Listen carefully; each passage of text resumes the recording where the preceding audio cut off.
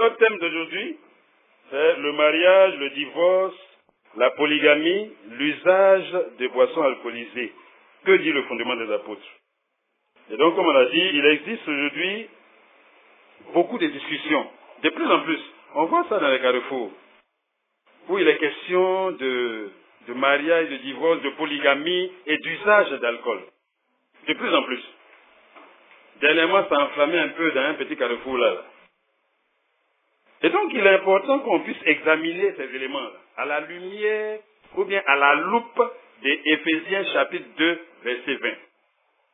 Tout ce qui est de Dieu, quand on met cette loupe-là dessus, ça sort bien. Éphésiens 2, 20 dit que vous avez été établis sur le fondement des apôtres et des prophètes. Jésus-Christ lui-même étant la pierre angulaire. Ça veut dire qu'on nous a posé sur un fondement. Et donc, tout ce qu'on rencontre dans la vie, on n'a qu'à regarder ce fondement-là, si ça y est là. Et donc, on doit examiner le mariage, le divorce, la polygamie, l'usage des boissons alcoolisées à la lumière d'Éphésiens 2, 20, c'est-à-dire le fondement des apôtres. Et j'ai dit, pour aborder ces différents sujets-là, nous devons d'abord comprendre que le fondement des apôtres nous parle de deux types d'êtres humains. Deux types d'êtres humains. 1 Corinthiens chapitre 2, 1 Corinthiens chapitre 2, verset 6 jusqu'à 16. Nous prêchons la sagesse de Dieu, mystérieuse et cachée, que Dieu, avant les siècles, avait destinée pour notre gloire. Sagesse qu'aucun des chefs de ce monde n'a connue. Car s'ils l'eussent connue, ils n'auraient pas crucifié le Seigneur de gloire. Mais comme il est écrit, ce sont des choses que l'œil n'a point vues, que l'oreille n'a point entendues, et qui ne sont point montées au cœur de l'homme. Des choses que Dieu a préparées pour ceux qui l'aiment. Dieu nous les a révélées par l'Esprit. Car l'Esprit sonde toutes et même les profondeurs de Dieu. Lequel des hommes, en effet, connaît les choses de l'homme, si ce n'est l'Esprit de l'homme qui est en lui? De même, personne ne connaît les choses de Dieu si ce n'est l'Esprit de Dieu. Or, nous n'avons pas reçu l'Esprit du monde, mais l'Esprit qui vient de Dieu, afin que nous connaissions les choses que Dieu nous a données par sa grâce. Et nous en parlons non avec des discours qu'enseigne la sagesse humaine, mais avec ceux qu'enseigne l'Esprit, employant un langage spirituel pour les choses spirituelles. Mais l'homme animal ne reçoit pas les choses de l'Esprit de Dieu, car elles sont une folie pour lui. Et il ne peut les connaître parce que c'est spirituellement qu'on en juge. L'homme spirituel, au contraire, juge de tout, et il n'est lui-même jugé par personne, car qui connaît la pensée du Seigneur pour l'instruire? Or, nous avons la pensée de Christ. Qui connaît la pensée du Seigneur pour l'instruire? Or, nous, on a la pensée de Christ. Donc, nous, on a la pensée du Seigneur. Maintenant, on parle ici de deux types d'hommes. L'homme animal et puis l'homme spirituel. D'autres arguments se trouvent dans 1 Corinthiens chapitre 15, versets 45 à 48. C'est pourquoi il est écrit, le premier homme devient une âme vivante, le dernier est devenu un esprit vivifiant. Mais ce qui est spirituel n'est pas le premier, c'est ce qui est animal. Ce qui est spirituel vient ensuite. Le premier homme tiré de la terre est terrestre, le second homme est du ciel. Tel est le terrestre, tels sont les terrestres. Tel est le céleste, tels sont les célestes. Amen. Et donc on voit ici, on dit, mais ce qui est spirituel n'est pas le premier, c'est ce qui est animal. Et on compare les deux hommes. L'homme adamique et puis l'homme nouveau, Jésus-Christ. Et donc on voit que l'homme animal dont on a parlé, qui ne peut pas comprendre les choses de Dieu là, c'est l'homme adamique. C'est l'homme naturel, qui est né de rapports sexuels entre hommes et femmes. Et on a lu aussi Colossiens chapitre 3, versets 9 à 10. Ne mentez pas les uns aux autres, vous étant dépouillés du vieil homme et de ses œuvres, et ayant revêtu l'homme nouveau qui se renouvelle dans la connaissance selon l'image de celui qui l'a créé. Donc il y a deux types d'hommes. Nous avons d'une part l'homme adamique, qui naît des rapports sexuels entre hommes et femmes, que les apôtres ont qualifié dans leur épître là de vieil homme, d'homme animal, et puis d'homme livré à lui-même, selon les versions. Et l'homme adamique, il a été baptisé de l'esprit humain adamique, l'esprit de l'homme. Donc qu'est-ce qu'il veut connaître? Il veut connaître les choses de l'homme, qui concernent l'homme. Il ne peut connaître que les choses de la terre. La terre, le monde, c'est le royaume d'Adam. Donc c'est ça qu'il veut connaître. Amen. Donc l'homme humain, l'être humain adamique, ne peut pas comprendre ce qui concerne le royaume des cieux. Il ne peut comprendre que ce qui concerne le royaume d'Adam. Son intelligence est pour ce monde-là. Et donc, si tu veux lui expliquer les choses du royaume des cieux, il ne peut pas comprendre. Et on a d'autre part l'humanité qui est née de Dieu en Jésus-Christ. Il s'agit de tous ceux qui ont été baptisés du Saint-Esprit. Baptisés du Saint-Esprit, on a dit la fois passée, c'est pas parce que tu as parlé en langue, tous ceux qui sont nés de Dieu, tous ceux qui sont nés de nouveau. Ceux-là, il faut qu'on leur explique qu'ils ne sont pas nés de rapports sexuels entre hommes et femmes. On lit ça, généralement, on lit ça, mais la portée spirituelle, on ne perçoit pas ça vraiment. Or, le temps qu'on perçoive tout ça est arrivé. C'est ça l'évangile selon Jean. Il explique. Il parle de celui qui est venu dans ce monde. Jean chapitre 1, verset 12. Il dit, mais à tous ceux qui l'ont reçu, à ceux qui croient en son nom, elle a donné le pouvoir de devenir enfants de Dieu, lesquels sont nés, non du sang, ni de la volonté de la chair, ni de la volonté de l'homme, mais de Dieu. Ce n'est pas le sang de Adam. Ce n'est pas la volonté d'un homme. Un homme peut décider de faire enfant. N'est-ce pas? Il prend sa femme, il rentre dans la maison, et puis, ils vont faire enfant. Il peut décider. Et il décide sur la terre. Souvent, il dit, non, moi, je veux 2 seulement. Souvent, il veut 5. Il peut faire. Mais on dit, nous qui sommes nés de Dieu, là, nous, on n'est pas nés comme ça. Donc, on a en train de dire que ce n'est plus le spermatozoïde de notre père, celui qui fit notre père naturel, et dans le rapport avec notre mère. Non, non, non, non, non. Quand tu es né de Dieu, on dit que tu es né de nouveau. Donc, tu n'es plus participant de l'ancienne naissance. Dieu, lui, il ne parle pas. On a l'impression qu'il parle comme ça. Non, non, non, c'est profond. Et donc, les apôtres qualifient cet homme-là qui est né de Dieu, là, d'homme nouveau, d'homme spirituel ou d'homme ayant l'esprit. Esprit avec grand E. Ça veut dire le Saint-Esprit. Et ça signifie que l'autre n'a pas le Saint-Esprit. Un des gros problèmes des théologiens qui a induit tous ceux qui prêchent en erreur, ils pensent que Adam avait le Saint-Esprit. C'est un gros problème. Les gens pensent que Adam avait le Saint-Esprit et quand il a péché, le Saint-Esprit s'est retiré. Ça, c'est très grave. Adam, là, c'est son esprit, là, qui symbolisait l'Esprit de Dieu. C'est l'ombre de l'Esprit de Dieu. Et donc, Adam était dans ce monde-là comme Dieu dans ce monde. Le plus intelligent, il dominait sur tout. Mais il n'avait pas l'Esprit de Dieu. L'Esprit de Dieu est descendu pour habiter dans un être humain la première fois, c'était le jour de la Pentecôte. Abraham n'avait pas le Saint-Esprit. Il venait de temps en temps. David n'avait pas le Saint-Esprit. Il venait de temps en temps. Amen. Et donc, nous sommes une race nouvelle, avec une nouvelle mentalité. Amen. Et donc, l'examen de ces différents points-là, le mariage, le divorce, la polygamie, l'usage des boissons alcoolisées, doit se faire à 2 points de vue. Les points de vue qu'on vient de voir tout à l'heure. Selon le point de vue de l'homme animal et selon le point de vue de l'homme spirituel. Parce que si tu prends le cas de l'homme animal, ça signifie quelque chose pour lui. Mais quand tu prends l'homme spirituel, ça signifie quelque chose d'autre. Mais ceux qui essaient d'expliquer ces choses-là, ils mélangent tout. C'est-à-dire, il mélange David avec Jésus, avec nous, il mélange tout. Il faut séparer. Et en séparant, voilà ce qu'on obtient. Le mariage, c'est notre premier point. Comme on a dit, le mariage en général, hein, c'est une institution qui fut établie dès la création. Ça, tout le monde enseigne. Instituée par Dieu. Il a dit dans Genèse 2, chapitre 18, il n'est pas bon que l'homme soit seul. J'ai eu fait une aide semblable à lui. Et Dieu n'a pas fait plusieurs aides. Il a fait une seule aide.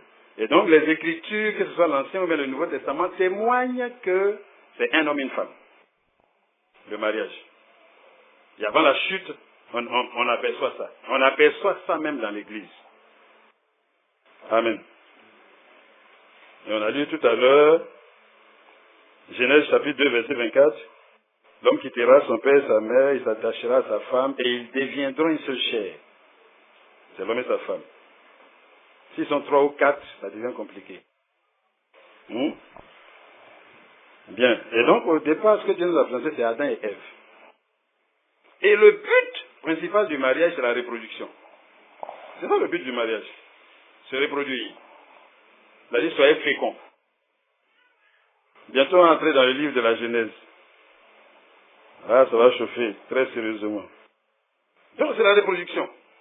Ça, c'est en général, que ce soit le mariage de l'homme et la femme, ou bien le mariage spirituel entre Christ et l'Église, c'est la reproduction. Maintenant, le mariage du point de vue du vieil homme. Le centre de l'existence du vieil homme, là, c'est manger, boire, se marier.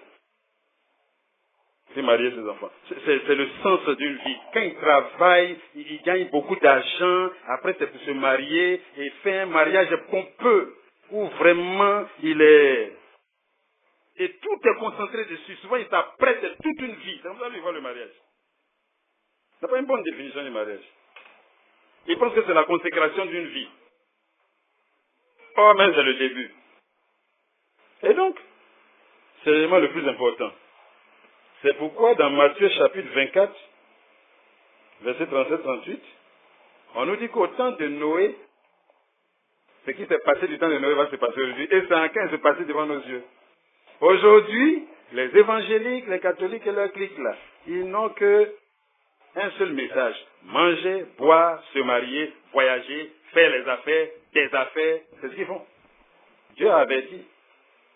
Dans les derniers temps, ils ne supporteront plus la saine doctrine. Mais ayant la démangeaison d'entendre des choses agréables, ils vont se donner une foule de docteurs. Il suffit d'écouter un prédicateur. S'il prêche la terre, tu vas entendre qu'il prêche la terre. S'il prêche le ciel, tu vas comprendre qu'il prêche le ciel. Les gens ne supporteront plus la saine doctrine qui enseigne le renoncement à ce monde qui n'est pas notre monde. Mais ayant la démangeaison d'entendre des choses agréables, ils vont se donner une foule de docteurs selon leurs propres désirs. Dans un autre passage, on dit, ils vont dire, racontez-nous des chimères. Chimères. Racontez-nous des histoires, mentez-nous. Ça a été prophétisé. Mais ils savent aujourd'hui que lui qui est là, il ment. Mais ça chauffe, c'est bien. C'est intéressant. Il lui a dit, voilà ça, truc. Il s'en va, il revient, non, après ça ne s'est pas passé, mais on lui dit encore, mais il crie encore, il va crier. 2015 est passé. On va vers 2016. Vers la fin, là. Mais depuis que tu es chrétien, on te dit, cette année-là, ça sera comme ça. Mais fais le point. Après, on va répéter encore. Vers la fin, là, ils vont augmenter leur programme. Pour entretenir les gens dans une illusion. Mais ceux qui appartiennent au Seigneur, là, ils vont se tirer de là. Parce que le Seigneur va les tirer de là. Il ne peut pas laisser une seule de sa sémence quelque part. Il va les tirer de là. Avec beaucoup de cicatrices, mais il va les tirer. Parce qu'au fur et à mesure que tu t'entêtes, tu vas augmenter le nombre de cicatrices que le monde va mettre sur toi. Pas pour la croix de Jésus-Christ, mais à cause de l'amour aveugle qu'on peut continuer à avoir pour ce monde. Et donc, il y a un autre passage, Luc aussi. Il dit la même chose, mais il ajoute quelques éléments en plus. Luc chapitre 17, versets 26 à 30. Ce qui arriva du temps de Noé arrivera de même au jour du Fils de l'homme. Les hommes mangeaient, buvaient, se mariaient, mariaient leurs enfants, jusqu'au jour où Noé entra dans l'arche et le déluge vint. Et il les fit tous périr. Ce qui arriva du temps de Lot, c'est que l'homme ne savait plus qui est homme, qui est femme. Le temps dans lequel le monde est arrivé aujourd'hui. Les grands hommes de ce monde prêchent l'homosexualité. c'est ça qui devient le message normal dans leur télévision, parce que c'est pour eux.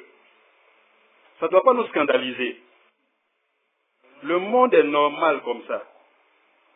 Mais c'est nous qui sommes des gens qui ne sommes pas... On doit comprendre, c'est leur sort. Ça a été décrit au début de Romains.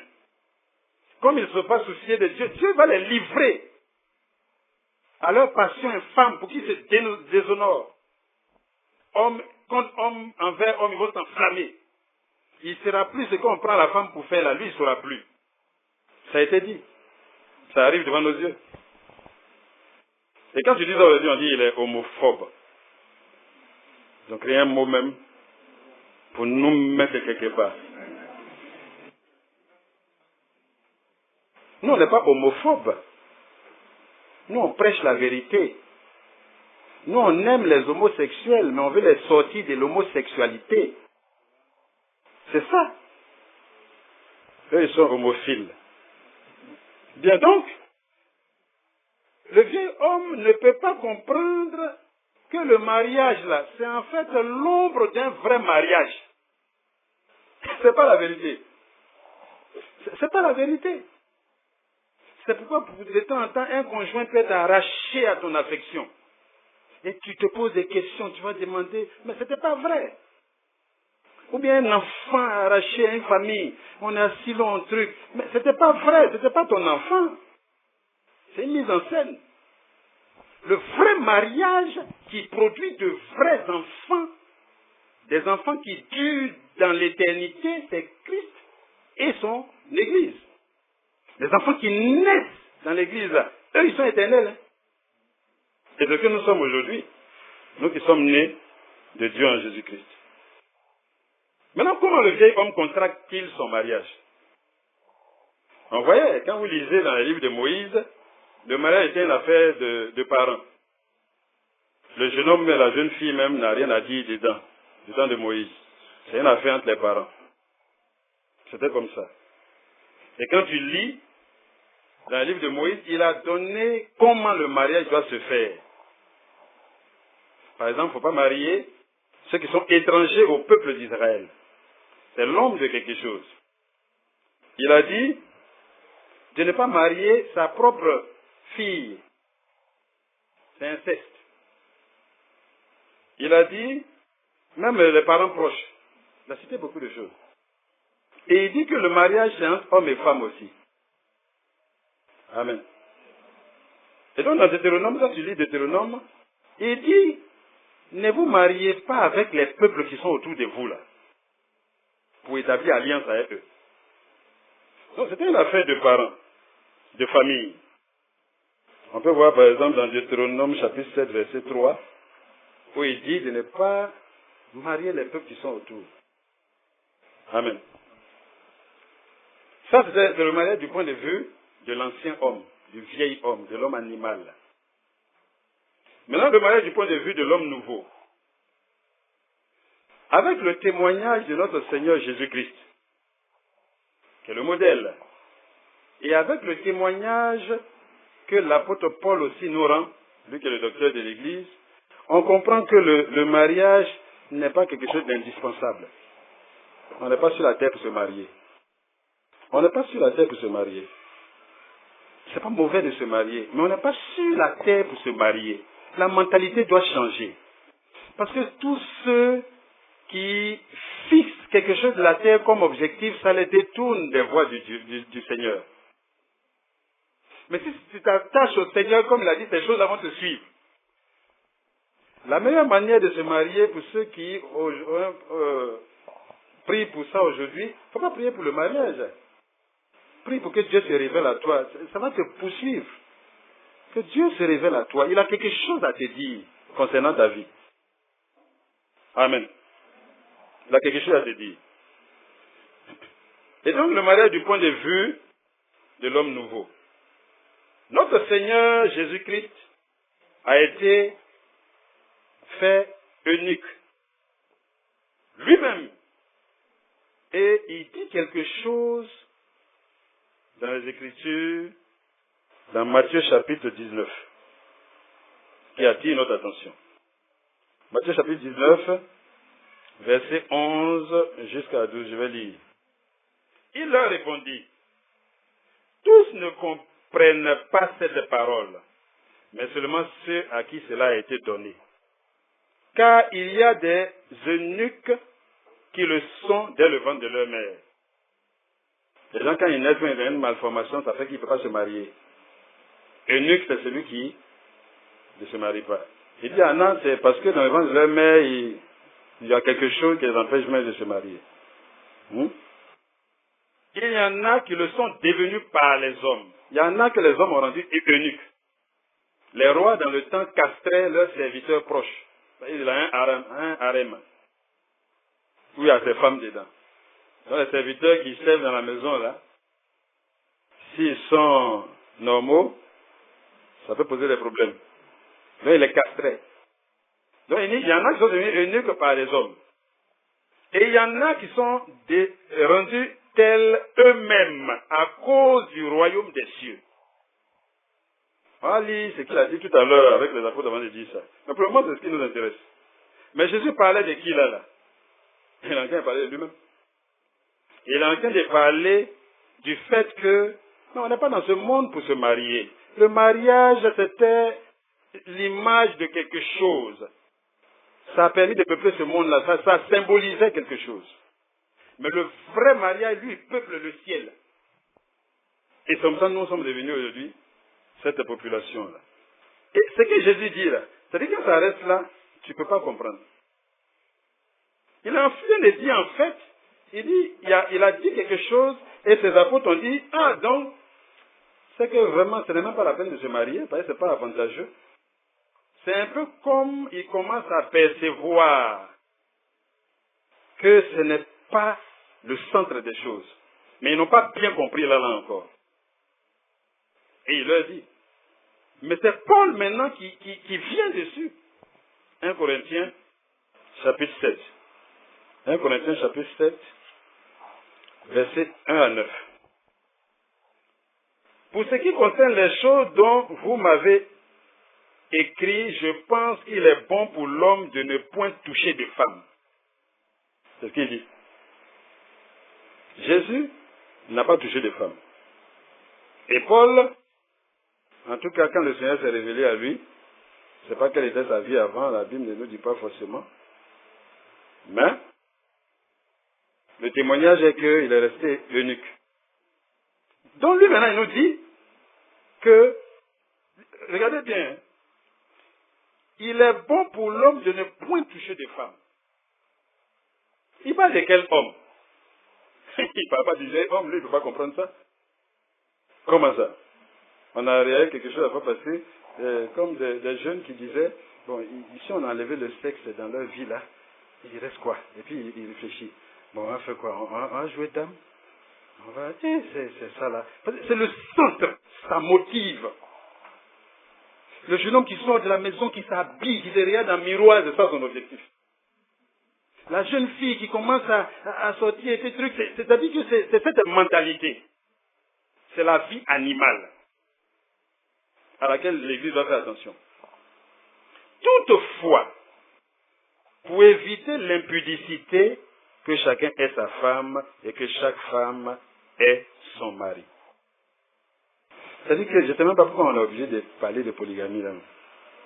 Tout cela nous dit que le mari rende à sa femme ce qu'il lui doit et que la femme agisse de même envers son mari. La femme n'a pas autorité sur son corps, sur son propre corps, c'est le mari. Et pareillement, le mari n'a pas autorité sur son propre corps, mais c'est la femme. Ne vous privez point l'un de l'autre, si ce n'est d'un commun accord pour un temps, afin de vaquer à la prière, puis retourner ensemble de peur que Satan ne vous tente par votre incontinence. Je dis cela par condescendance. Je n'en fais point un ordre. Je voudrais que tous les hommes fussent comme moi, eunuques. Je voudrais que tous les hommes fussent comme moi, eunuques. Mais chacun tient de Dieu un don particulier, l'un d'une manière, l'autre d'une autre. À ceux qui ne sont pas mariés et aux veuves, j'ai dit qu'il leur est bon de rester comme moi. C'est pratiquement comme il donne le conseil même. Mais il précise bien. Et ce qu'il précise souvent, les chrétiens perçoivent ça mal aussi. Les chrétiens ont l'impression que Paul dit, comme tu sais que impudicité t'a attrapé jusqu'à ne savait pas te laisser là. Donc il faut te marier. Tous ceux qui se marient comme ça là, ils ne sont plus impudiques, ils deviennent adultères. Ils étaient impudiques. Ils pensent que Paul dit, comme tu es impudique là, il faut te marier vite. Et puis ça va, il devient adultère. On dit, c'est lui qui, dans son cœur, a à cœur de se marier, il ne fait pas mal, qui se marie. Il ne faut pas que tu aies à cœur de te marier et puis tu dis, non, moi je vais être eunuque parce que je veux plaire à Jésus. Or, le don ne t'a pas été fait. C'est de ça qu'il s'agit. Mais tous ceux qui n'ont pas mené un célibat honnête, les chrétiens qui n'ont pas mené un célibat honnête, pendant qu'ils n'étaient pas mariés, qui étaient impudiques, qui se cachaient, et puis ils se sont mariés, ils seront adultères absolument, jusqu'à ce qu'ils se répandent. C'est obligé. Quand on est devenu chrétien, il y a un célibat honnête qu'on mène devant le Seigneur. Même quand tu as le projet de te marier, mais tu t'approches du Seigneur pour mener une vie honnête. Le temps que le Seigneur te montre la femme qui est ta femme. Mais beaucoup de chrétiens n'arrivent pas. Au lieu de prier pour être délivrés, ils jouent à cache-cache. Le Seigneur a dit présenter, il dit tes péchés là, il faut confesser ça aux autres. Par exemple, viens devant l'assemblée et puis il faut dire je suis impudique. Vraiment frère, priez pour moi. Surtout pour ceux qui sont impudiques, ça c'est facile à faire.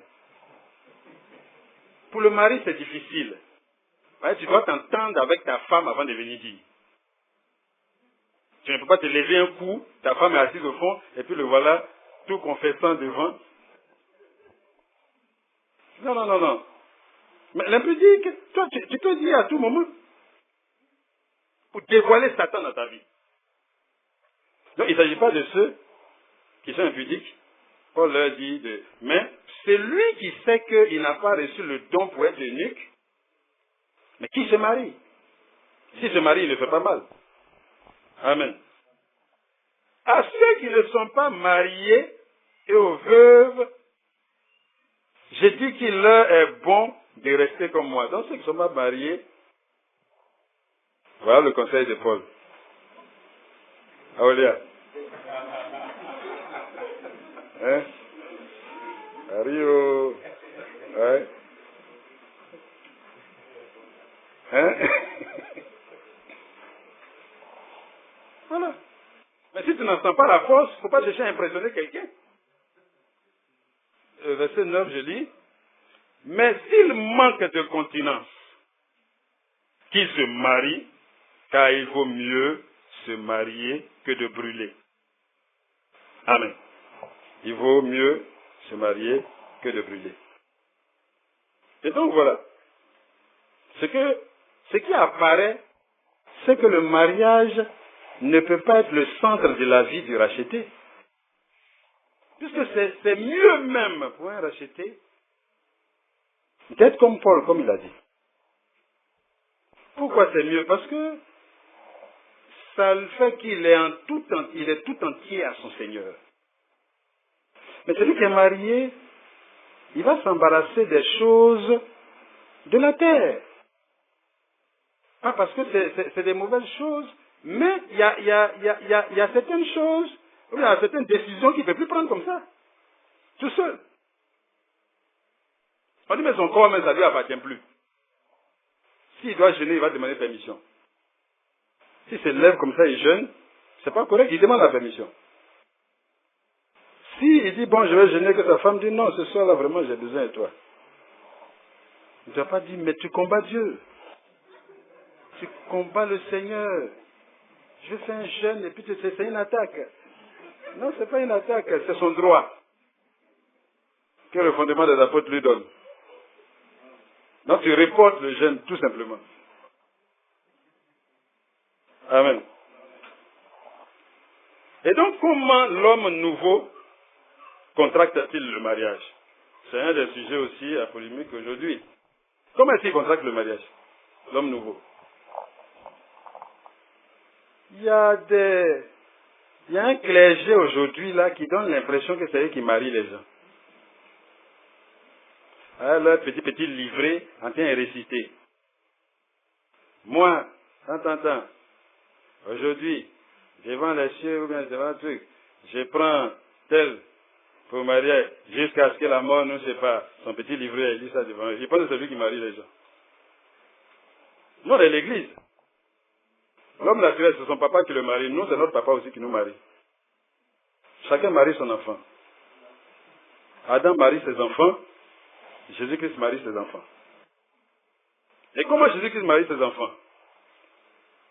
C'est la chose la plus importante dans un mariage. Cherchez d'abord la volonté de Jésus-Christ. Parce que ce n'est pas... Une femme peut être vertueuse, mais ce n'est pas une femme que Dieu prévoit pour toi. Donc elle rentre dans ta maison, elle sera une mauvaise femme. Ce n'est pas ça que Dieu a prévu. Donc ce n'est pas non, elle est sérieuse, c'est une sœur vraiment, elle a un bon témoignage. Ce n'est pas affaire de bon témoignage, c'est affaire de qu'est-ce que Jésus dit. Est-ce qu'il est d'accord? Est-ce qu'il a prévu pour toi? Nous, on s'est mariés dans le Seigneur. Beaucoup se sont mariés avant de venir dans le Seigneur. Ça ne sera pas un handicap pour eux. Parce que notre Dieu est infiniment sage.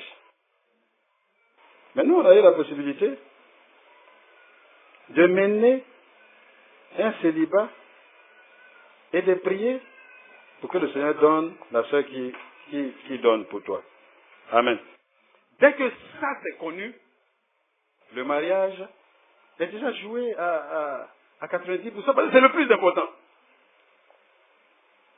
Donc quand deux jeunes gens ont discerné que c'est ce que le Seigneur souhaite pour nous, ce n'est pas l'Église qui les marie. Il faut écrire au diacre que j'ai marié tant. Un diacre, il va prendre ce truc, il va lire. Bon, ne vous rencontrez pas, hein. Là-bas, il donne lettre. Tu donnes lettre au diacre, il lit et puis il lui donne. Ça veut dire quoi ça? Il prend les gens pour des enfants. Moi, quand j'ai su que ma femme, elle, le Seigneur avait choisi pour moi, mais elle venait nous voir, elle venait me voir à San Pedro. On n'a pas couché ensemble. Parce qu'on est responsables, des chrétiens responsables. Elle dormait chez mon ami Ngonia. Qui va me surveiller? Moi, je me surveille moi-même. Un homme va me surveiller. Il faut qu'on se prenne au sérieux. Quand le frère Arthur devait se marier, il était de l'autre côté là-bas. La sœur Sandrine était ici. Je lui dis, bon. Et souvent, on regarde. Je dis, mais elle a le droit de te rendre visite.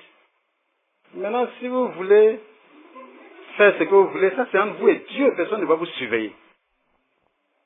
C'est entre vous et puis le Seigneur. Et même quand souvent ça arrive, les gens se répandent et puis ils continuent la marche. Mais on ne doit pas nous infantiliser. Donc la soeur, ça ne plaît pas. Elle fait tout et puis elle rentre. Elle a rendu mon témoignage. Et la soeur venait dormir chez Ngonia. Elle a fait quelques jours, elle est partie. Ah, il faut voir les hommes de la terre. Ah, mais ça, cette affaire-là, ça c'est comme ça, c'est le truc. C'est les grandes spéculations. Et ils spéculent. Nous, on marche avec Dieu. Amen. Et donc, quand on a su quelle est la volonté de Dieu, ce qu'il faut là, c'est Dieu Jésus-Christ là qui a dit qu'on doit honorer notre père et notre mère. Il ne parle pas des papas spirituels. Il y a des hommes dans l'église, il dit, moi je suis ton père spirituel, c'est moi qui suis marié. On ne lui a pas donné ce droit. Tu as marié ma fille. Toi, tu as fait la fille là-haut, à Golgotha. Depuis quand tu as eu un enfant à Golgotha? C'est ta soeur, c'est pas ta fille. C'est ta soeur, c'est la fille de Jésus. Ça, c'est ta soeur. C'est Jésus qui la marie. Et donc, dès qu'on découvre ça, il faut qu'on parte vers le tuteur naturel. Parce qu'elle est chez quelqu'un. Il y a des gens qui répondent d'elle, qu'ils soient chrétiens ou pas. On va vers eux. C'est l'honneur qu'une jeune femme peut faire à ses parents. On va vers eux. Et quand on est allé vers eux, quand ils donnent l'accord, le mariage est scellé. Quand on est allé à Bidouba pour la dot de Sandrine avec Arthur, quand on est revenu, je lui ai dit, petit, si vous voulez, vous vivez ensemble. Hein. Mais pour ne peut-être pas scandaliser les gens du monde qui ne comprennent pas, ils ont l'impression que c'est le maire qui marie les gens. Depuis quand le maire marie quelqu'un? Qui lui a donné ce droit? Il n'a pas ce droit-là. Le maire n'a pas de ce droit-là. Hein. Ce n'est pas lui qui marie quelqu'un. Non, ce n'est pas un pasteur, ce n'est pas le maire. C'est Jésus. Et quand Jésus dit, il est d'accord, on va chez les tuteurs. On demande la main. Quand on a demandé la main, Jésus est d'accord, on a demandé la main, mais c'est fini, on peut vivre ensemble. Mais comme on est dans une communauté, et que la communauté a suivi tout ça, et qu'ils nous ont accompagnés même peut-être, on vient, on met ça devant l'Assemblée, l'Assemblée prie pour bénir ce qu'ils savent être la volonté de Dieu. Parce que si ce n'est pas la volonté, ils n'ont qu'à prier 40 jours, 40 nuits, jeûner, ça ne peut pas être béni. Donc ce n'est pas l'Assemblée qui bénit. C'est parce que l'Assemblée est spirituelle. Ils savent que c'est la volonté de Dieu. Donc ils prient pour rendre grâce au Seigneur, rendre gloire au Seigneur et apporter l'adhésion complète de l'Église à la chose. Le pasteur, qui lui a dit c'est lui qui marie les gens? C'est pas lui. C'est pas quand ils prient là et puis ils sont mariés maintenant. Et puis c'est même pas lui celui qui prie, c'est l'Église. C'est l'assemblée de l'Église qui prie. Amen. C'est comme aujourd'hui, on dit, le frère Aolia, vraiment il a tel ministère, l'assemblée découvre qu'il a le ministère. On l'appelle devant, on prie pour lui donner la main d'association et puis il s'en va. C'est pas quand on prie que le ministère rentre en lui. Mais on prie parce qu'on a discerné. Et pour le mariage, c'est pareil, on prie parce qu'on a discerné que c'est la volonté de Dieu. Donc l'Église reconnaît ce que Dieu a décrété au ciel. Donc le pasteur, il faut qu'il reste tranquille, il a un petit livre où il récite. Et il faut qu'il se répande pendant qu'il a encore temps. Maintenant, le maire, moi je ne sais même pas même pourquoi ils aiment fatiguer les gens à la mairie. Ça, il te met devant lui et ce qu'il demande là, ça c'est normal. Hein? Parce que la loi de Côte d'Ivoire dit de venir avec un témoin. Mais quand on va à la mairie, c'est pourquoi? C'est pour légaliser le mariage qu'on a contracté. C'est une légalisation. C'est pour légaliser. C'est même ce que tu vas faire, truc de naissance, là, déclaration de naissance. Pour que l'État de Côte d'Ivoire reconnaisse son enfant, tu déclares la naissance. N'est-ce pas? Pour que l'État de Côte d'Ivoire reconnaisse ton mariage, tu déclares le mariage. Mais ce n'est pas l'État de Côte d'Ivoire qui te marie. Nous, on est la lumière du monde, il faut qu'on ramène la vérité. Ce n'est pas l'État de Côte d'Ivoire qui te marie. J'ai appelé un juge, un ami. Parce qu'il ne faut pas parler comme ça. Hein. J'ai dit, monsieur le juge, est-ce que c'est vraiment, on peut mettre quelqu'un en prison parce qu'il vit en concubinage. C'est-à-dire, il vit avec une fille qui n'a pas envoyé à la mairie. Lui-même, il a commencé à rire. Il dit, non, les gens ont le droit de ne pas se marier devant le maire. C'est le juge qui m'a dit. Ce n'est pas l'État de Côte d'Ivoire dit, venez vous marier, sinon on vous met en prison. Non. L'État de Côte d'Ivoire dit, si tu me présentes ton mariage, je te donne des droits. Si tu ne me présentes pas ton mariage, tu n'auras pas ces droits-là. Mais c'est tout. Si tu me présentes ton enfant, tu auras des droits. Je vais te payer 2500 par enfant. Mais si tu ne présentes pas là, je ne paye rien. Donc si tu as fait ton mariage, tu as fait d'autres que tu n'as pas présenté à l'État de Côte d'Ivoire, par exemple, s'il y a un problème, eux, ils t'appellent concubin. C'est l'État de Côte d'Ivoire qui t'appelle concubin. Mais pourquoi l'Église, maintenant, donne l'impression aux gens que c'est le maire qui marie les gens? Le type va payer la dot, il revient, on dit non, il n'est pas encore marié. Ça veut dire quoi? Qu'est-ce que ça signifie? Normalement, il paye la dot, quand il revient, il prend 2 témoins, ils vont, ils signent papier. Ça peut signer papier. Le gâteau, là, il est quitté où? Les robes, là, c'est quitté où? Tout ça, c'est quitté où? Les pin, c'est quitté où? Les dragées, c'est quitté où? C'est pour la terre. Mais si tu aimes ça, on ne peut pas te dire de ne pas faire. C'est ça le problème aussi. Donc il ne s'agit pas de dire il ne faut pas faire ça. Mais il faut que tu saches que ce que tu fais là, ça n'a rien à voir avec l'Église. Mais c'est ça. Des frères vont se marier encore. S'il dit, il veut gâteau, il va payer son gâteau. Nous, on va manger gâteau là. Mais il faut qu'il sache que ce n'est pas spirituel. Ça n'a rien à voir, c'est mondain. Il faut qu'il le sache. Donc, ce n'est pas pour dire c'est interdit de payer gâteau. Non, non, non, non. Mais il faut que tu saches que ça n'a rien à voir avec Dieu. Si au moins tu sais ça, c'est beau.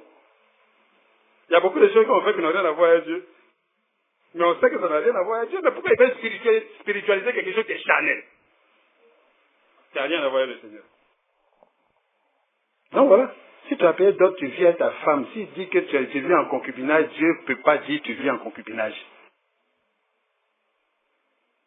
Et la loi de la Côte, ce n'est pas une loi pénale où on dit, le maire, c'est lui qui maintenant, à cause de ce qu'on lui a dit, maintenant lui, il se donne certains droits. Il va dire, il faut l'embrasser. Mais pourquoi lui, il n'a qu'à dire de l'embrasser?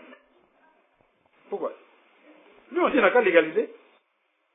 Est-ce qu'il dit, viens à ton enfant, il faut lui porter couche devant moi? Quand tu vas faire déclaration de naissance. Hein? Comme il fait son biberon, il va voir.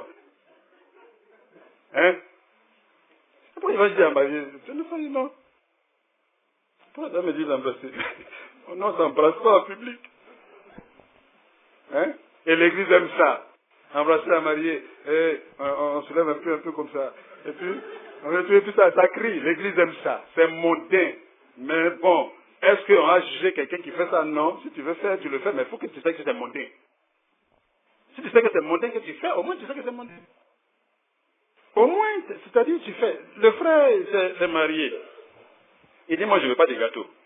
On dit, gloire à Dieu, tu ne veux pas de gâteau, c'est bien. Quelqu'un s'est marié, après lui il dit, je veux gâteau. Gloire à Dieu, tu veux gâteau, c'est bien. Ça n'a aucun problème. C'est pas maintenant pour constiper des gens comment on va faire. On a envie de porter robe blanche là, avec le truc là. Ah mais, vraiment c'est compliqué. Comment on va faire? Ce n'est plus affaire de comment on va faire. Si tu veux faire, tu dis frère, je sais que c'est pas spirituel, hein, mais j'ai envie de faire. Et puis c'est simple. Mais pourquoi qu'on s'encourage avec des choses comme ça spirituelles et les pasteurs sont prémis? Tu finis de payer dot. Il y a un de mes petits hier qui m'a appelé. Il dit, lui, il a payé la dot. Le pasteur dit, il vit en concubinage. J'ai dit, mais comment ça? Tu ne vis pas en concubinage, tu es marié. Tu es marié. Maintenant, si tu veux, va légaliser le papier. Celui qui ne veut pas légaliser, il a le droit de ne pas légaliser. Devant l'État de Côte d'Ivoire, mais il a le droit. Parce que ce n'est pas une défiance à l'autorité. C'est ce qu'ils disent souvent, les pasteurs. C'est à cause de lui a demandé. Que on dit de se soumettre aux autorités, mais l'autorité n'a pas dit qu'il faut te marier forcé.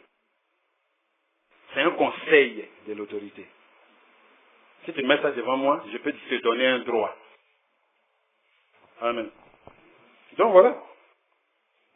Et donc le mariage est scellé dès que l'accord des tuteurs naturels, ceux qui répondent de la fille, là, dès qu'ils ont donné leur accord, c'est fini. Vous voyez, c'est ce qui fait qu'il y a beaucoup de ce que le monde même appelle, c'est-à-dire l'impudicité là, c'est ce qui a fait que ça a rempli l'église. Il est peut-être en âge de se marier, mais il se dit qu'il n'a pas encore de moyens pour se marier. Donc il attend les moyens. Et en attendant les moyens, comme il brûle, il tombe dans le péché, mais il attend les moyens. Mais c'est quel moyen? Quand c'est la dot là, généralement ce n'est pas des choses, tu perds la dot. Mais le jour que tu veux signer papier, si tu veux que, vraiment tu veux éclairer toute la Côte d'Ivoire, tu éclaires. Tu as le droit. En fonction de ce que tu voudras faire. Mais il faut qu'on libère l'Église des mensonges de Satan. Donc le mariage est scellé dès que les tuteurs naturels ont donné leur accord. C'est terminé. Voilà le mariage, en ce qui concerne le mariage. Le mariage pour l'homme naturel, c'est le centre de sa vie. Mais pour l'homme nouveau, il sait que c'était une mise en scène. Qu'on est en fait dans le vrai mariage. Et que dès qu'on sortira dans ce corps, on ne parlera plus de mariage. C'est une chose de la terre. Ça, c'était en ce qui concerne le mariage. Et le divorce. Le divorce, du point de vue du vieil homme. En fait, le vieil homme, il y a un problème qu'il a. Non seulement il ne peut pas comprendre les choses de Dieu, mais il a la mentalité de la chute. Son esprit est déchu, il est dans la mentalité de la chute, là, c'est ce qu'il a encore. Parce que quand il y a eu le péché, Dieu a dit quelque chose. Genèse 3, verset 16. Il a dit à la femme, tes désirs vont se porter vers ton mari, mais lui, il va dominer sur toi. C'est une malédiction pour la femme. Dieu a maudit. À cause du péché. Et ça présente quelque chose. En fait, en la femme, c'est l'humanité. Bon, on ne va pas entrer dans cet aspect aujourd'hui. Mais c'est cette mentalité encore qu'il a. Il a la mentalité du dominateur. Il domine sur la femme, l'homme naturel. Il n'est pas régénéré. Donc c'est ce qui a été prononcé là qui est encore dans son esprit. Il voit la femme comme un bien. Il ne voit pas la femme comme son aide semblable à lui. Il voit ça comme un bien. De même qu'il a beaucoup de voitures, il a beaucoup de maisons, il a les moyens, il peut se permettre d'avoir beaucoup de femmes. C'est cette mentalité qu'il a. Le vieil homme, voilà sa mentalité. Et c'est cette mentalité que nos parents avaient. Ceux qui étaient nos parents. C'est la mentalité qu'ils avaient, c'est pourquoi tu vois la polygamie partout. Et les historiens, les hommes disent que c'est un fait culturel. Ce n'est pas un fait culturel, ça résulte du péché. Quand ils disent que c'est un fait culturel, il faut que nous on leur rappelle que ça vient du péché. C'est le péché qui a envoyé la polygamie. Et quand il y a eu péché, il y a une parole qui a été prononcée sur la femme. Elle sera comment on dit, son désir va se porter vers son mari, mais il va dominer sur elle. Mais comment ça, là, ça se fait bien ça, là, cette domination-là? Quand la femme a son mari, ça là même, c'est atténué. C'est atténué. Quand ils ont la crainte de Dieu, ils sont dans leur maison, ça disparaît même pratiquement. Parce qu'elle dispose de son mari. C'est ce que Paul dit, le corps de son mari, là, ce n'est plus pour lui, c'est pour elle. Mais quand elle est la quatrième, bon, ce soir, elle aurait bien aimé dormir avec son mari, mais ce n'est pas ton tour. C'est pas ton tour. Hein? Voilà la frustration dont il a parlé là. Il se donne le droit d'avoir 2, 3, 4, 5, 1000. Les 1000 là, comment il fait? Oh, il a castré tous les serviteurs qui sont là. Et puis vous ne sortez pas. Donc 1000. Comment il fait? Oh, l'année là, c'est 365 jours. Donc imagine, il peut faire 3 ans. Je ne vois pas, mais tous les gars sont castrés. Donc il n'y a même pas de possibilité de dire, imaginez, c'est de la méchanceté. Mais c'est ce qui a été dit. La femme a été abaissée à cause du péché au niveau vraiment de ce sur quoi l'homme doit dominer. Ça, c'est l'homme naturel. Ce n'est pas l'Église. Parce que les choses ont été rétablies dans l'Église. C'est pourquoi les gens ne comprennent pas. Amen. Maintenant, il y a quelque chose de très grave même. C'est que Dieu, à partir d'un moment, les hommes là, ils ont commencé à se plaindre. Non, mais la femme là, elle me fatigue. Non, il peut prendre 5, mais celle-là, je ne veux plus la voir même. Vraiment, non, je ne veux plus. Dieu dit d'accord, Moïse, il faut leur dire que s'il ne veut plus voir là, il n'a qu'à rédiger une lettre de divorce, il n'a qu'à donner à la femme et puis il n'a qu'à pas. Imaginez. Imaginez le pouvoir que la chute là a donné à l'homme sur la femme. Je vais lire le passage, vous allez voir. Deutéronome 24, verset 1 et 2. Lorsqu'un homme aura pris et épousé une femme qui viendra à ne pas trouver grâce à ses yeux, parce qu'il a découvert en elle quelque chose de honteux. On ne dit pas, hein? Quelque chose de honteux. Hein? Ça peut être une maladie, ça peut être quelque chose. C'est-à-dire, il était ensemble, il était en bonne santé, après il a tombé malade. On dit qu'il a découvert quelque chose de honteux, il a le droit, voilà ça. Parce qu'il a découvert en elle quelque chose de honteux, il écrira pour elle une lettre de divorce et après la lui avoir remise en main, il la renverra de sa maison. Imaginez. C'est ça la domination de l'homme. qui avait été prophétisée. Il peut la chasser du jour au lendemain, de façon légale. Amen. Donc, vous voyez. Mais il faut qu'on comprenne que même quand Dieu a donné cette loi, ce n'est pas ça sa volonté parfaite. Il n'aime pas ça. Mais la situation des péchés, c'est ce que ça a engendré. Parce qu'on comprend qu'il n'aime pas ça dans la suite, quand Jésus nous explique dans Matthieu chapitre 19 que c'est à cause de la dureté du cœur de l'homme que Dieu a donné cette ordonnance à Moïse. Parce qu'ils son cœur dur, ne peut pas supporter certaines choses. Il dit, mais il n'en était pas ainsi au commencement. C'était pas comme ça. Mais le péché a entraîné ça. Amen. Matthieu chapitre 19, verset 1 à 9. Lorsque Jésus eut achevé ce discours, il quitta la Galilée et alla dans le territoire de la Judée, au-delà du Jourdain. Une grande foule le suivit, et là, il guérit les malades. Les pharisiens l'abordaient. Les pharisiens, ils sont là aujourd'hui. Ils sont dans la ville. Les pharisiens l'abordaient et dit, pour l'éprouver, est-il permis à un homme de répudier sa femme pour un motif quelconque? Il répondit, n'avez-vous pas lu que le Créateur au commencement fit l'homme et la femme? Et qu'il dit, c'est pourquoi l'homme quittera son père et sa mère et s'attachera à sa femme et les deux deviendront une seule chair. Ainsi, ils ne sont plus deux, mais ils sont une seule chair. Que l'homme donc ne sépare pas ce que Dieu a joint. Donc, ils lui demandent, pourquoi donc, lui dit-il, Moïse a-t-il prescrit de donner à la femme une lettre de divorce et de la répudier? Il leur dit, c'est à cause de la dureté de votre cœur que Moïse vous a permis de répudier vos femmes. Au commencement, il n'en était pas ainsi. Donc, c'est à cause de la dureté du cœur. Donc, en fait, l'homme naturel, lui, son cœur n'est pas régénéré, son cœur est toujours dur. Donc, cette ordonnance-là en vigueur encore pour lui. C'est-à-dire qu'il se donne encore le droit de divorcer. Et il a bonne conscience. Parce qu'il y a une ordonnance même qui a été donnée.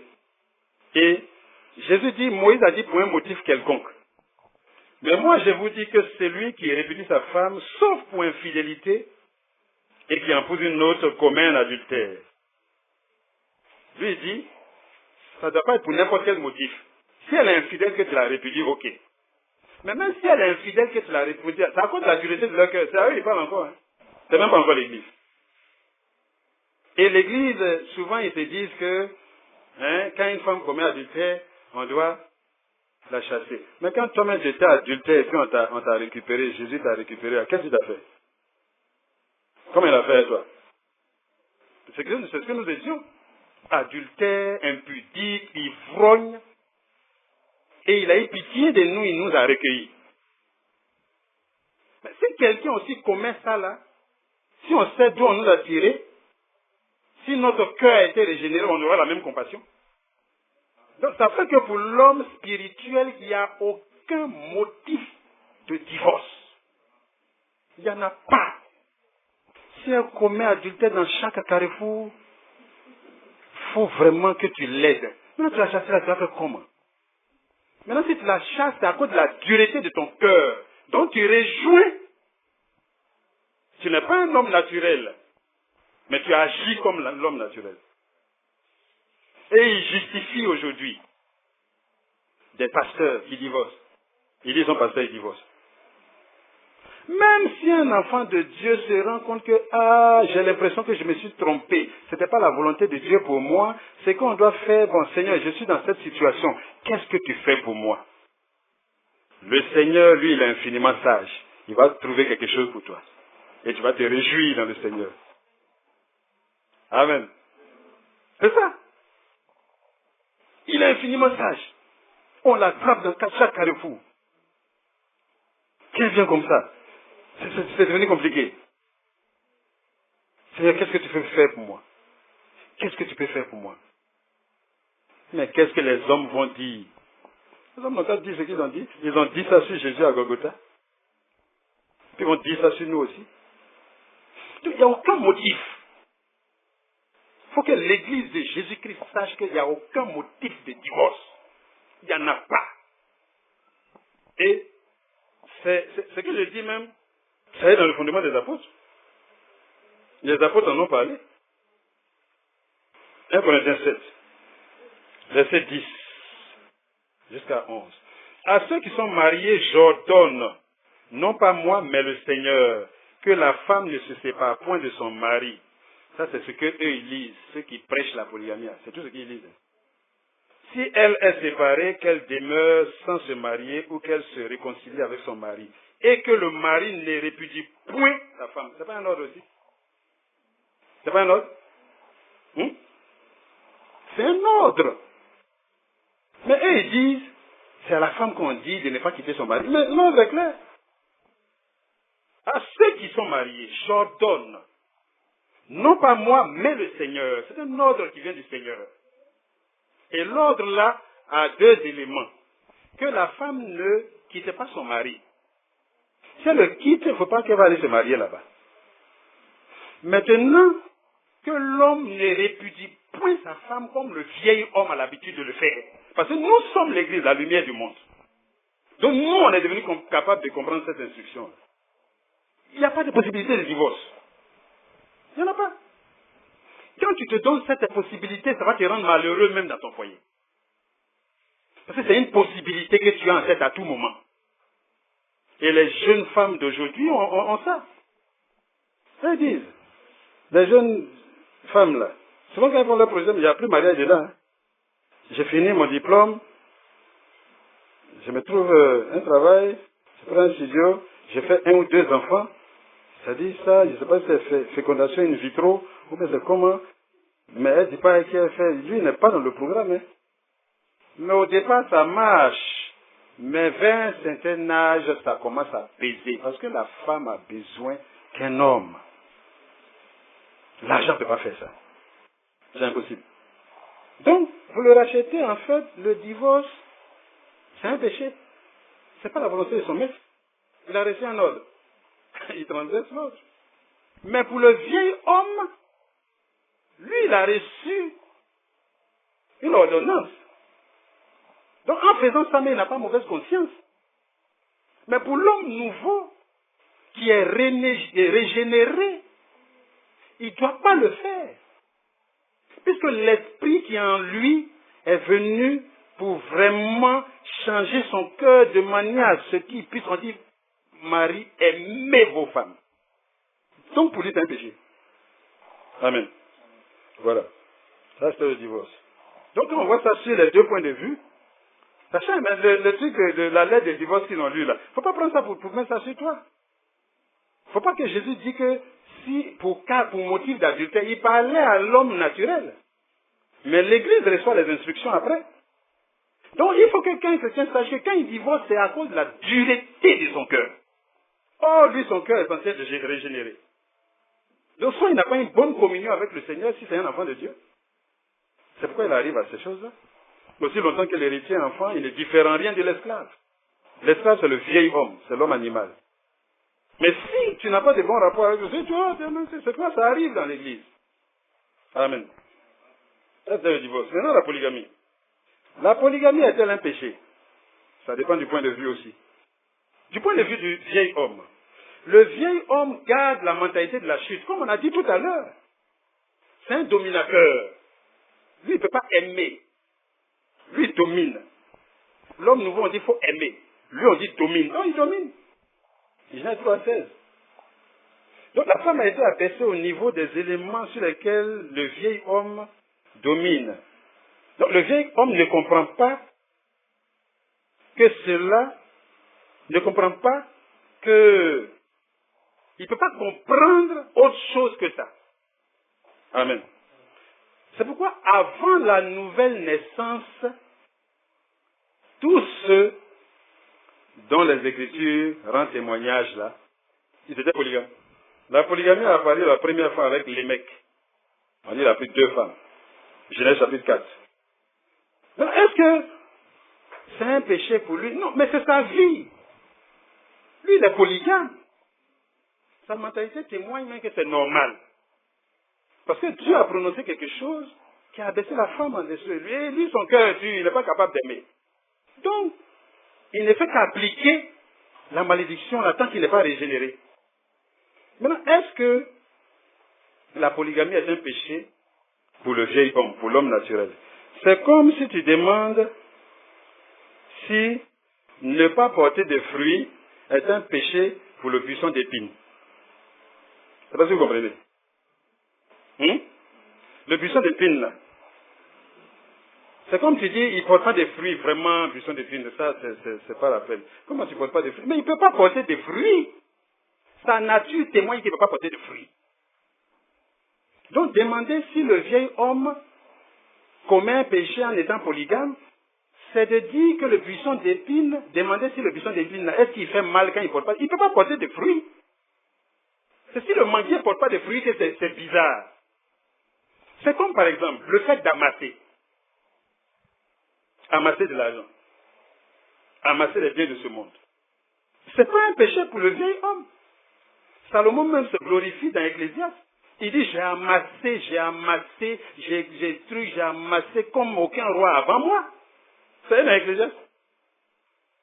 Mais nous, on nous dit, n'amassez pas. Donc, amasser pour lui, c'est normal parce que c'est son royaume. Donc, il amasse dans son royaume. Nous, on n'est pas d'ici. Donc, amasser ici, elle devient un péché pour nous. Mais pour le vieil homme, c'est normal. Quand il met beaucoup d'argent dans un compte et puis il compte dessus, c'est normal, il n'a pas d'autre espérance. Mais toi, tu as une richesse au ciel. Donc, quand tu fais comme lui, tu pèches envers ton Seigneur. N'est-ce pas? Donc, c'est comme ça. L'erreur de ceux qui prêchent ces choses dans l'église, là, ou bien ce qui leur arrive, c'est que leur esprit n'est pas régénéré. Ils sont encore dans la mentalité de la chute. Ils réfléchissent comme l'ancien homme. Et ils veulent nous ramener aux habitudes du vieil homme. Et leur erreur, c'est que généralement, ils citent quoi comme exemple? Ils citent Abraham. Mais Abraham, lui, il est le modèle de qui? Son cœur n'était pas régénéré, Abraham. Ou bien je me trompe? Ça, les chrétiens vont discuter sur ça là. On dit Abraham l'ami de Dieu. Lui, l'ami de Dieu. Il symbolise l'ami de Dieu. Le vrai ami de Dieu, c'est Jésus-Christ. Abraham est dans la position de Jésus-Christ. Il a typifié Jésus-Christ. Abraham, c'est un descendant d'Adam. Lui, il peut sauver qui? Et lui, le Saint-Esprit ne vivait pas en lui. Ça vient et puis ça s'en va. Ça les inspire et puis ça s'en va. Donc, c'est normal qu'ils soient polygames. Ils ne sont pas régénérés. Abraham a vécu dans la peau de l'ancien homme ou bien c'était l'homme nouveau? Hein? Frère, c'était pas l'homme nouveau? Et Jacob? Et Gédéon? Et Elkanah? Le papa de Samuel, non? Et Saül? Et David? On dit David est un grand roi et il s'est levé pour danser. Lui, il a danser. Faut pas qu'on nous dise David a dansé, nous on n'a qu'à danser. C'est David qui va nous regarder. De même que le Seigneur a dit, ils se sont levés pour aller voir Salomon. Mais aujourd'hui, il y a plus que Salomon. Voilà Salomon, le vrai Salomon parle à travers l'Église. Maintenant, David va être le modèle de qui? David a typifié le Seigneur sur certaines choses. Il y a quelqu'un qui a dit, on va venir dessus tout de suite. Donc, ils ne peuvent qu'être polygames. Parce qu'ils appartiennent à la vieille nature. Et c'est le lot de cette nature. Est-ce que c'était un péché pour Abraham, pour David, pour Salomon, d'être polygame? Ben non, c'est leur nature qui leur impose ça. On veut spiritualiser ça à leur niveau. C'est le vieil homme. Ne prenez plus jamais exemple sur Abraham, sur David, sur ces personnes-là. Parce que le plus petit dans l'église est plus grand que eux tous. Jésus l'a dit. Donc, il ne faut pas qu'on nous les cite comme modèles. Ils ont présenté l'ombre de quelque chose. Nous, on voit cette ombre-là en eux. Et cette ombre-là nous instruit en tant qu'Église dans la sagesse qui est pour nous au ciel. Dieu traduit dans le physique la sagesse spirituelle que les yeux ne peuvent pas voir. Amen. Dieu aime-t-il la polygamie? Dieu n'aime pas la polygamie. Il faut que l'Église, qui est la colonne et l'appui de la vérité, parle de ce que Dieu n'aime pas. Amen. Mais eux, ils ne pouvaient pas porter autre chose que ça. Maintenant, du point de vue de l'homme nouveau, la polygamie est-elle un péché? Mais bien entendu, parce que l'homme nouveau a en lui l'Esprit de Dieu qui doit lui expliquer ça. Non seulement lui donner la connaissance de la science de Dieu, mais lui donner le soutien nécessaire pour qu'il puisse être fidèle à une femme. Parce que c'est ça qui peut présenter quelque chose. La fidélité de Christ à son Église. C'est pourquoi le Saint-Esprit nous dit, un homme qui ne peut pas tenir sa maison, qui ne peut pas être fidèle à sa femme, mais il ne peut pas être ton pasteur. Il ne peut pas être pasteur de quelqu'un. Donc, nous, on a reçu l'Esprit pour nous soutenir, ce qu'ils n'avaient pas. Pour nous soutenir, pourquoi? Pour refléter la lumière de Christ. En faisant quoi? En informant le monde entier que la vie, le centre de la vie, ce n'est pas le mariage. Ce n'est pas l'argent, ce n'est pas la nourriture. Le centre de la vie, c'est Christ. Et Christ, c'est quoi? C'est celui qui peut être unique pour Christ. Ou bien s'il ne peut pas être unique, il faut qu'il présente le modèle qui lui a été donné. Mari d'une seule femme. Amen.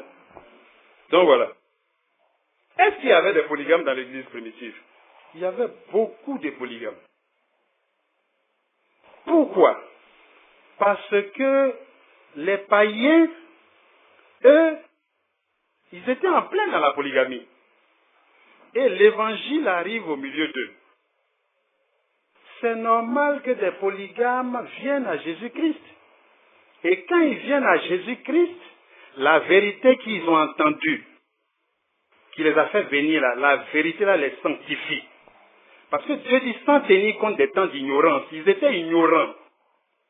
Il a ses 4 femmes, il a ses 20 enfants, il est d'un certain âge, il rentre dans l'église, mais on le reçoit avec ses 4 femmes et ses 20 enfants.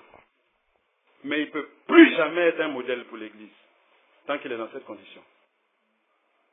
Mais est-ce qu'il pêche en restant avec ses 4 femmes? Non. Parce qu'il a été trouvé comme ça. Et il est rentré dans l'église avec ses femmes. Donc il y avait beaucoup de polygames. Et c'est normal parce que c'est des païens qui viennent de recevoir l'évangile. Ceux parmi eux que Dieu veut mettre dans le ministère, il va résoudre ce problème-là. D'une façon ou d'une autre. Ce n'est pas aux hommes de dire laisse ça ou bien laisse ça. Non, non, non, non, non. On allait évangéliser à Gagnon, on a trouvé un jeune homme, un peu moins âgé que moi, mais il a 2 femmes. Il a 2 femmes, il a des enfants avec ses femmes. Il dit qu'est-ce qu'il peut faire? Eh mes frères, ce n'est pas à nous de te juger, nous on t'a trouvé comme ça. Rentre dans l'église, viens avec tes 2 femmes, avec tes enfants. Celui-là, on ne le tient pas à l'écart de la table du Seigneur. Le Seigneur l'a accueilli. C'est pas nous à le rejeter.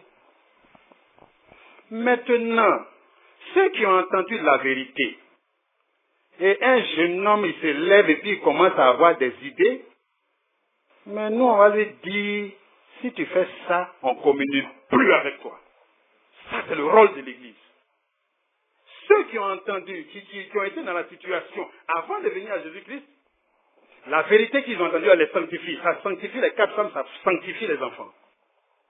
Ils ne sont pas en situation de péché. Mais c'est lui, il a entendu, et puis il se lève aujourd'hui pour dire que, trouver des arguments pour aller prendre une femme. Moi, je vais lui dire, à cause de la lumière que nous, on reflète là, nous, si tu fais ça, nous, on ne peut plus communier avec toi. Moi, personnellement. Parce que c'est un adultère.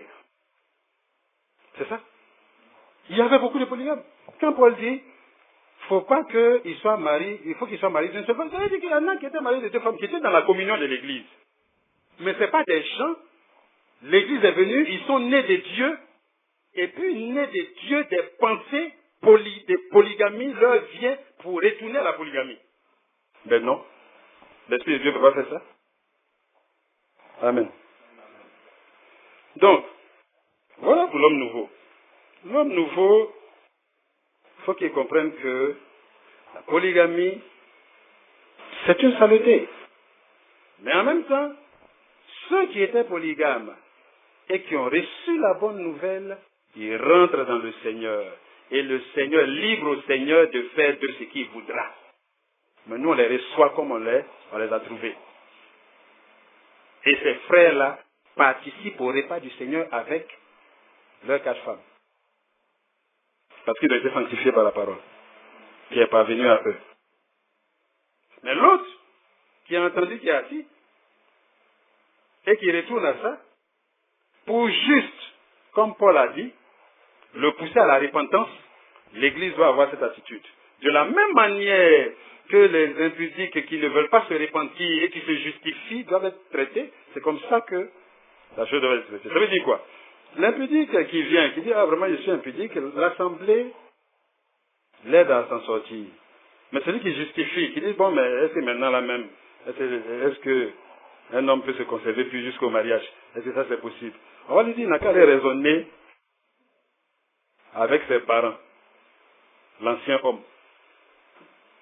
Parce que nous, ce genre de pensée-là, ça n'est pas dans l'église de Jésus-Christ. Amen. Donc voilà ce qu'est la polygamie. L'homme nouveau est régénéré. C'est à lui, on dit, d'aimer sa femme. Lui, il peut aimer sa femme. C'est ce que je disais tout à l'heure. On pense que le foyer, là, c'est trop difficile. C'est un obstacle. Mais tu es né pour aimer ta femme. Tu es né de Dieu. Il y a un esprit en toi qui peut produire ce sentiment. C'est pas être la négliger jusqu'à ce jour-là. Amen. L'usage d'alcool. Du point de vue du vieil homme, on doit considérer l'alcool là même au niveau du vieil homme là à deux niveaux. L'alcool en fait, qu'est-ce que c'est? L'alcool là, quand on faisait des offrandes, certains sacrifices, on faisait une libation d'alcool. L'alcool symbolise la joie.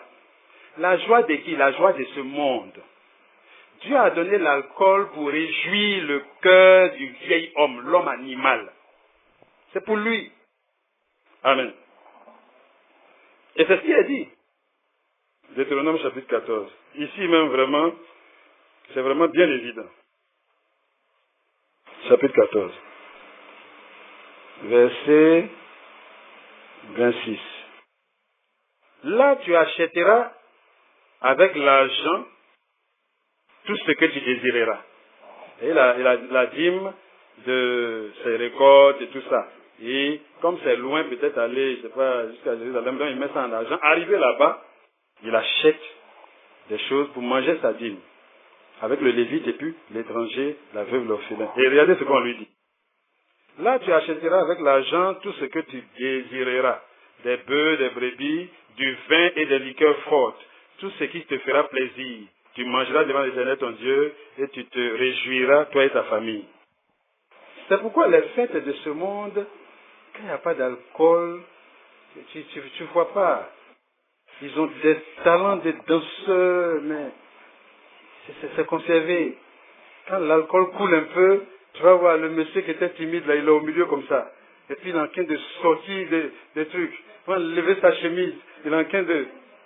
Ah! Ça demandé, mais est-ce que celui qui était assis là comme ça, là, mais tu vas voir, le type là, il est timide en temps normal.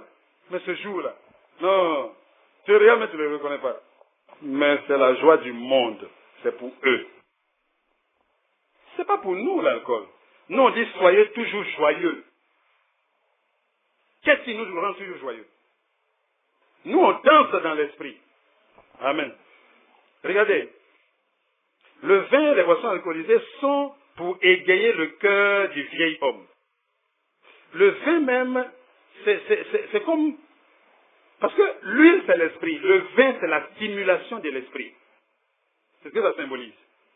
Donc le vin, c'est la stimulation. C'est quand l'esprit rentre dans un enfant de Dieu, quand ça le remplit, la joie que ça produit, là, c'est ça que l'effet du vin imite.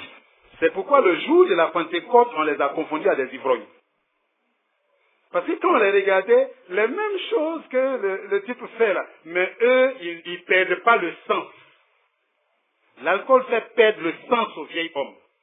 Mais l'esprit ne fait pas perdre le sens à celui qui remplit. il peut rire, il est joyeux, il peut sauter de joie, mais il sait ce qu'il est en train de faire. C'est la différence. Donc le jour de la Pentecôte, on dit, ah, ils ont bu.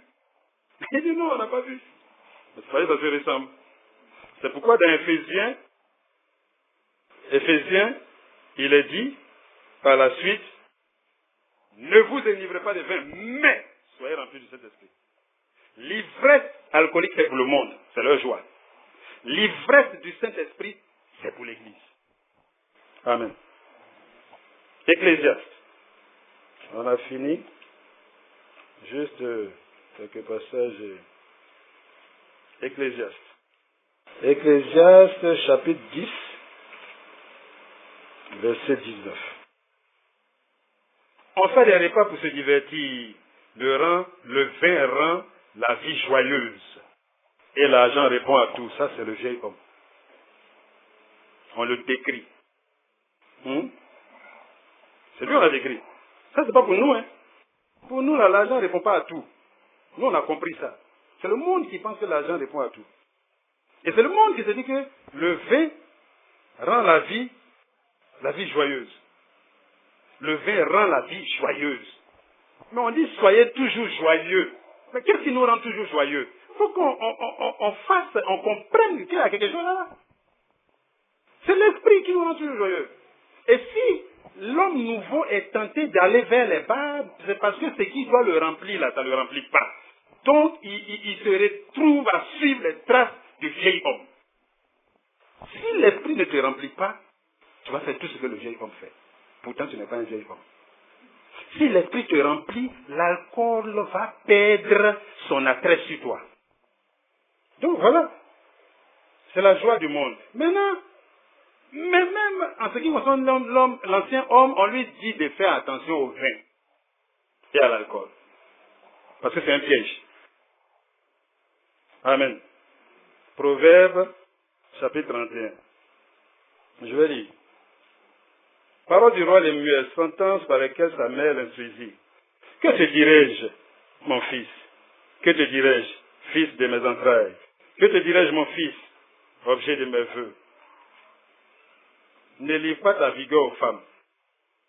Comment un homme peut avoir 1000 femmes? C'est un roi. Donc sa mère lui donne des conseils. Ça typifie quelque chose. Et tes voix à celles qui perdent les rois.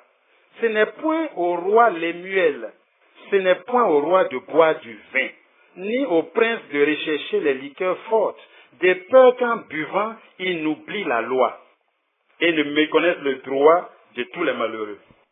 Ça, c'est un élément. Même à l'ancien homme, on lui dit de se méfier du vin. L'ancien homme. Amen. Un dernier passage, Proverbe, chapitre 23, verset 29. Pour qui les a, pour qui les hélas, pour qui les disputes, pour qui les plaintes, pour qui les blessures sans raison, pour qui les yeux rouges, pour ceux qui s'attardent auprès du vin, pour ceux qui vont déguster du vin mêlé, pour ceux qui s'attardent auprès du vin. Mais il y a une part des choses qu'on doit faire. Est-ce que le fait de goûter du vin, c'est un péché? Ben non, c'est pas un péché. Qu'un enfant de Dieu goûte, moi par exemple, je ne goûte jamais. Mais Paul a dit par exemple, c'est le même fondement, il dit à Timothée de faire un usage d'un peu de vin pour ses fréquentes indispositions. Donc quand Timothée a pris du vin là, lui c'est pas la joie il cherche. C'est pas la joie que le vin donne. C'est pour se soigner. Si quelqu'un a des raisons de boire ces choses-là, que la raison, ce n'est pas l'effet que ça produit pour rendre joyeux là, mais il n'y a aucun problème. Oui, du vin. C'est du vin même. C'est du vin. En fait, c'est à ce niveau-là. Si un frère, j'arrive chez un frère, il est à table, il a du vin Valpierre, il s'essaye, il boit, moi ça ne peut pas me scandaliser. Je ne dirais pas qu'il en a un péché. Mais ce que je peux lui dire, de toute façon que le regard il est bien rouge là, c'est un serpent. Ça va te mordre, tu vas danser comme un fou. Et la Bible même dit ça.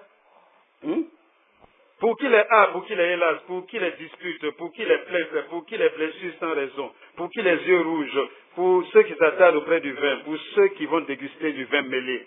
Ne regardez pas le vin qui paraît d'un beau rouge, qui fait des belles perles dans la coupe et qui coule aisément. Il finit par mordre comme un serpent.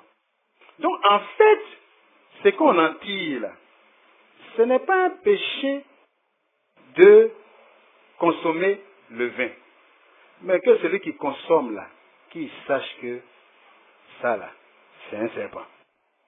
C'est comme un serpent que tu es en train de prendre pour laisser circuler dans ta maison. Tu as enlevé ses dents aujourd'hui, mais ça pousse. Un jour, qu'est-ce que ça peut faire? Pas forcément l'ivresse, mais la dépendance. C'est les dépendances qui parlent ici. Hein. Quand tu poursuis, hein, il finit par mordre comme un serpent, par piquer comme un basilic. Tes yeux se porteront sur des étrangères. Ça réveille certaines choses, et ça, c'est-à-dire que souvent c'est un aphrodisiaque. C'est différent des autres aliments où on dit aphrodisiaque. Parce que lui, il te fait perdre le sens. Donc, l'Église doit être assez sage pour se tenir à l'écart de quelque chose qui peut te faire perdre le sens. Le débat n'est plus, est-ce que boire c'est un péché? Non, non, non, boire c'est pas un péché. Mais ce que tu bois là, on dit, ça peut te mordre comme un serpent. Parce que tu ne sais pas c'est quel verre qui sera le verre de trop. Et tu ne sauras pas à boire ça chaque midi, comment la dépendance va s'installer et que tu vas devenir esclave de ça. Donc ce n'est pas un péché pour l'homme nouveau de boire, mais c'est sage pour lui de se tenir à l'écart de ces choses-là. Amen. Mais l'ivresse alcoolique, ça c'est un péché. Clair. Ne vous enivrez pas de vin, c'est de la bouche, de la débauche, mais soyez plutôt remplis du Saint-Esprit. Vous ne voyez pas comment il oppose? Donc l'ivresse alcoolique, c'est pour le monde. Il y a un autre passage où on dit de donner du vin à ceux qui souffrent pour qu'ils oublient un peu leurs problèmes. Il dit, Proverbe 31, verset 6, donnez les liqueurs fortes à celui qui périt, et du vin à celui qui a l'amertume dans l'âme.